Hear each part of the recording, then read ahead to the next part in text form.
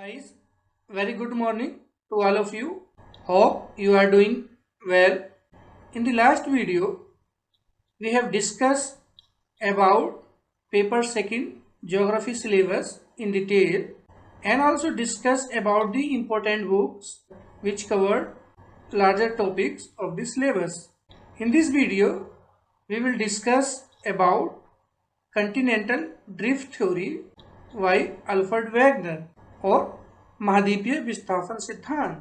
Guys, before going into the discussion of continental drift theory or महाद्वीपीय विस्थापन सिद्धांत, we will discuss about historical background of drift idea and we also put light on some scholars' views and concept. Continents and ocean basins, being fundamentally feature of the globe, are considered as relief features of the first order.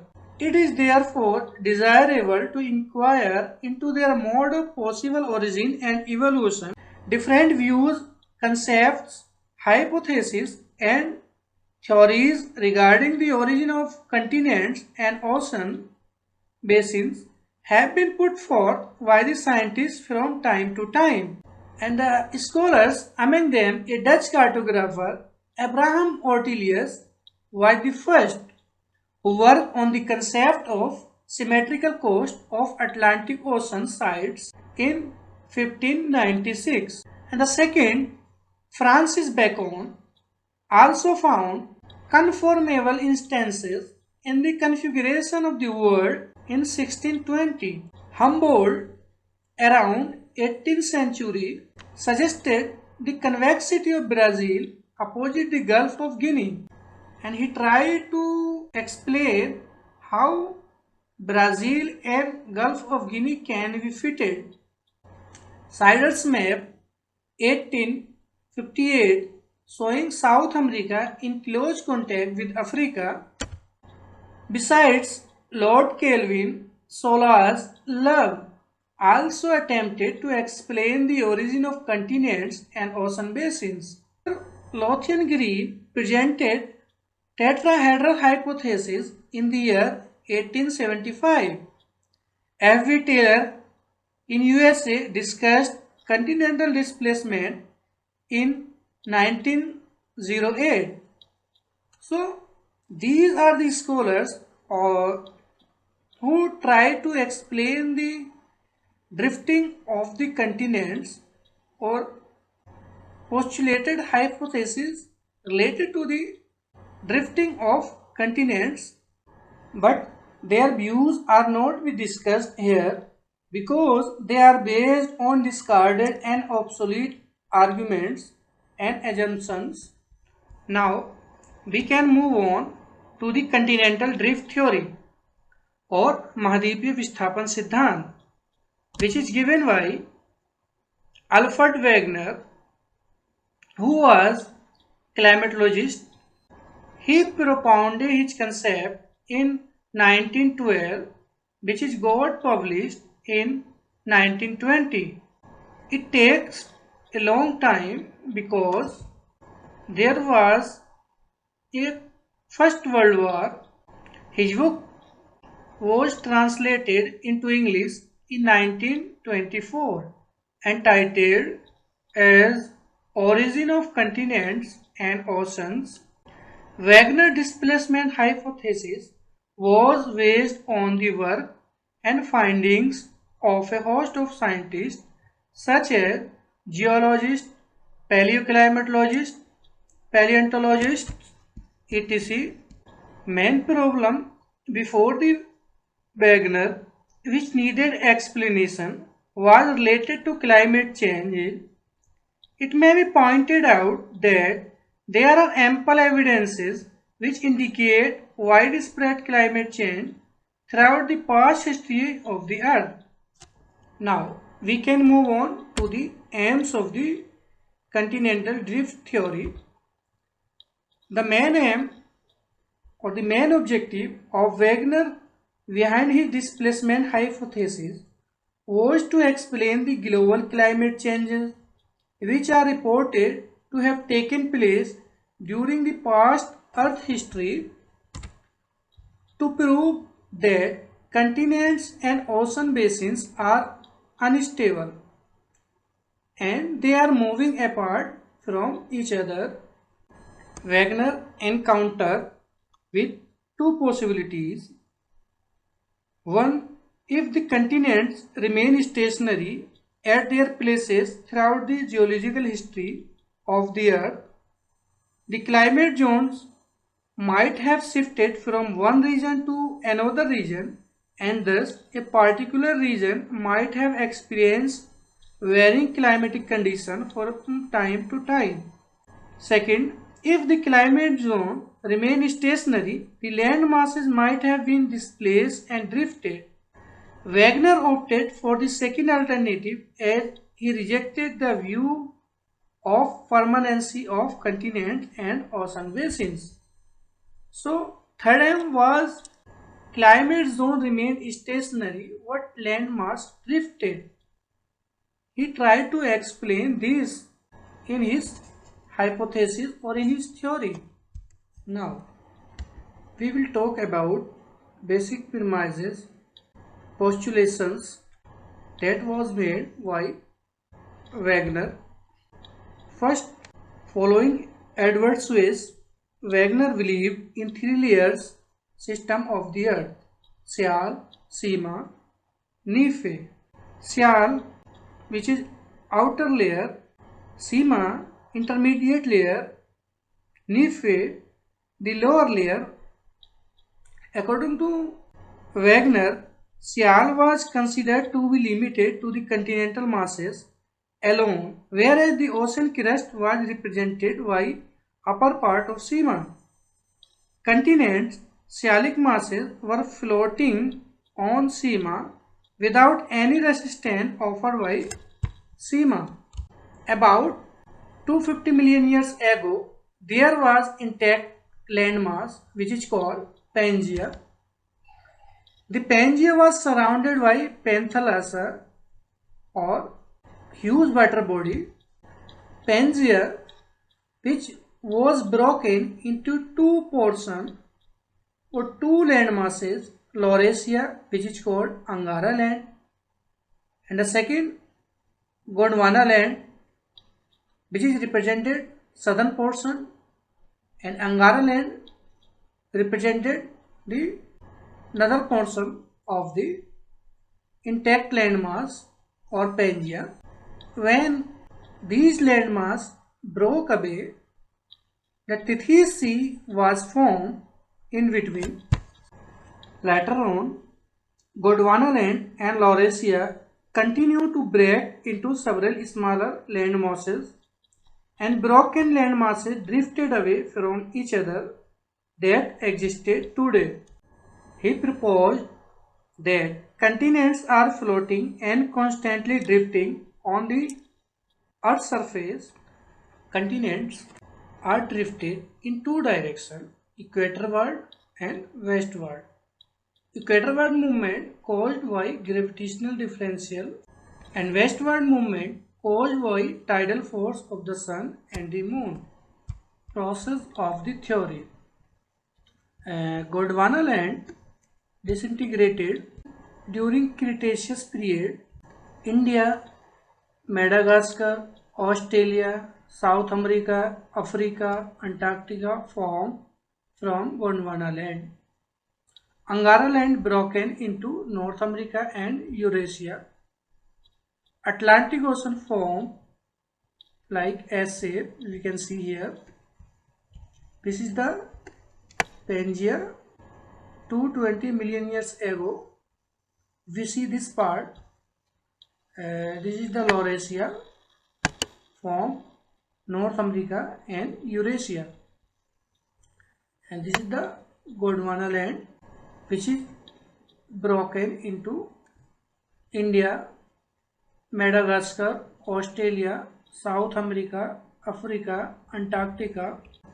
Here is the more visible if we see, and we can also see the evidences of the drifting of the continent, because some geographical and geological evidences was also found in these continents, and this is the present position of the continent: Australia, India, Asia, Europe, Africa, South America, and North. Size of the primitive Pacific Ocean Panthalassa was reduced because movement of continental blocks from all sides towards Panthalassa. So the size of the primitive oceans continue to reduce because of the drifting of the continent from all sides towards the Pacific Ocean, primitive Pacific Ocean. Drifting continue from Carboniferous period to Pliocene period, when the present pattern and arrangement of the continents and ocean basin was attained, and there are some evidences of frequent change in the position of the equator and the poles. Main finding of the Wagner can be presented here. He attempted to solve the problem of the origin of folded mountains of tertiary period on the basis of this theory. According to him, how the different landform or different mountains are come into being, he tried to solve the questions of mountain building and the origin of island arc. Frontal edges of westward moving North and South Americas were crumpled and folded against the resistance offered by the rocks of seafloors, Sima, and thus Rockies and Andes and other mountain chains associated with them were formed. Similarly, the alpine ranges of Eurasia were folded due to equatorward movement of Eurasia and Africa together with peninsular India. Equator was passing through Tethys Sea at that time. Here, he offered contrasting viewpoints, as during earlier part of his theory, he postulated that the Cialic blocks or continental block was floating upon Sima without any friction and resistance. What during latter part of his theory, he pointed out that mountains were formed at the frontal edge of floating and drifting continents due to friction and resistance offered by Sima. How could it be possible? The question remained unanswered by him. Wagner also attempted to explain the process of the origin of island arcs and festoons of Eastern Asia, West Indies, and the arc of the Southern Antilles. He related the origin of these island arc and festoon to the differential rate of continental drift. When the Asiatic bloc, part of Angara land, was moving westward, the eastern margin of this bloc couldn't keep pace with the westward moving major landmass, rather lagged behind. Consequently, the island arc and festoons consisting of Sakhalin, Kuril, and Philippines were formed. Similarly, some portion of North and South Americas, while they were moving westward, were left, and the island arc of West Indies and Southern Antilles were formed. He presented first scientific attempt of its kind. Why his theory of continental drift got appreciated? Because Wagner put some strong evidences in support of his continental drift theory, which are geographic fit of South America and Africa. If we bring together both South America and Africa, they can be fitted as like the two cut pieces of boot can be fitted. And the next one, which he put as evidence, rock types and structure match across the oceans. if you see the mountains and the rocks of both South America and Africa, we found the similarity in the structure and the rock types. And the next one is the fossils which are found in eastern part of South America and the western part of Africa also matches. In the same time or in the same way, the fossils of eastern part of North America and the western part of Eurasia also matches. He also put an ancient glacial feature as an evidence to support his theory. Alfred Wegener found geographic similarity along both the coast of Atlantic portions. Both opposite coasts of Atlantic can be fitted together in the same way as two cut-off pieces of wood can be fitted, which is called jigsaw fit. So we are seeing here both South America and Africa can be fitted together. Here is the gap because of the continental shelf, and the landform or the coastal areas of these two land masses can be eroded in the past history. So this is the another evidence which he gave to support his theory. According to him, geological evidences denote that Caledonian and Hercynian mountain system of the western and eastern coast areas of the Atlantic are similar and identical. The Appalachians of the northeastern regions of North America are compatible with the mountain system of Ireland's Walls and northwestern Europe. When continents brought together, their mountain ranges form a single continuous range of the same age and style of deformation. So, we are seeing here the eastern part of North America, which have Appalachian mountain, can be matched with the mountains of Caledonian and British Isles. In the second figure, we are seeing this form the continuous range.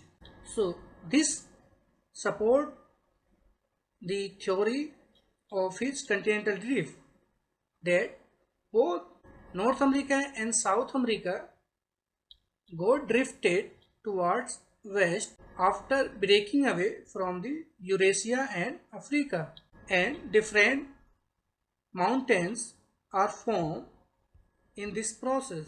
Another important evidence which was presented by Wegener was fossils or remains. There is a marked similarity in the fossils and vegetation remains found on the eastern coast of South America and western coast of Africa. If we see distribution of fossils, we found Cynocthus, a Triassic land reptile approximately 30 meters long. The remains of these are found in South America and Africa. Mesosaurus was also reptile. The skeleton of these are found in South Africa and Iravar Formation of Brazil. These two localities presently are about 4,800 kilometers apart with an ocean between them. And another evidences are botanical evidences. Presence of Glaciopteris vegetation in Carboniferous rocks of India, Australia, South Africa, Antarctica can be explained on the basis of the fact that parts were linked in the past. On the basis of these evidences, he argued all the land masses or all the continental blocks are united in the past. Wegener represented tellite deposit as an evidence to support drifting of the continents.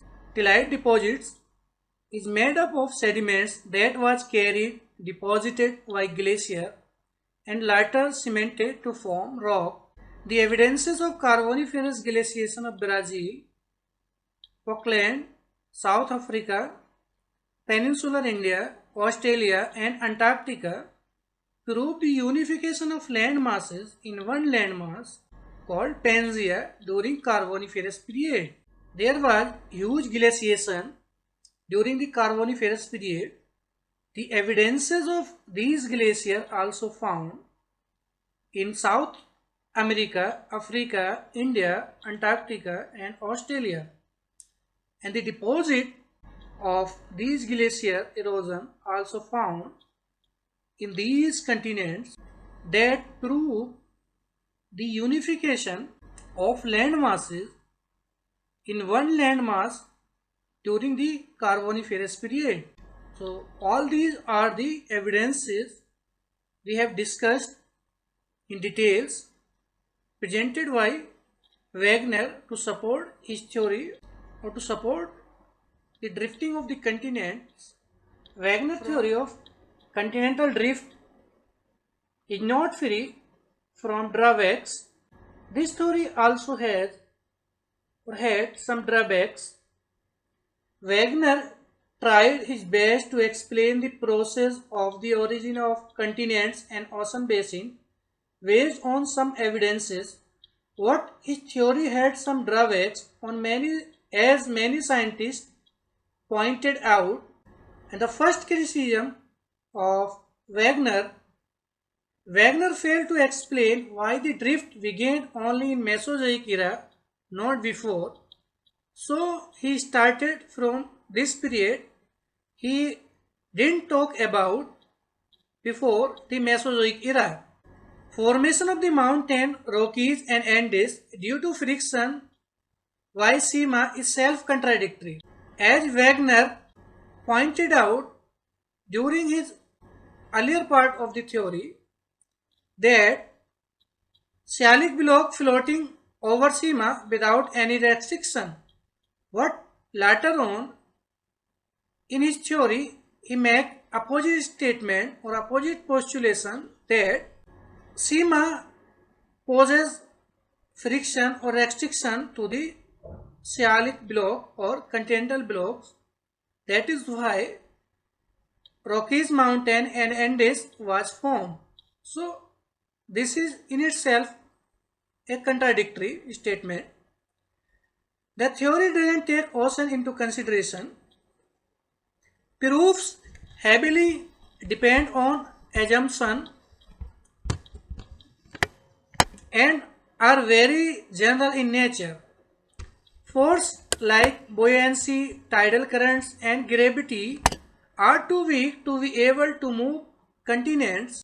Modern theories like plate tectonic accept the existence of Pangaea and related land masses, but give a very different explanation to cause of drift.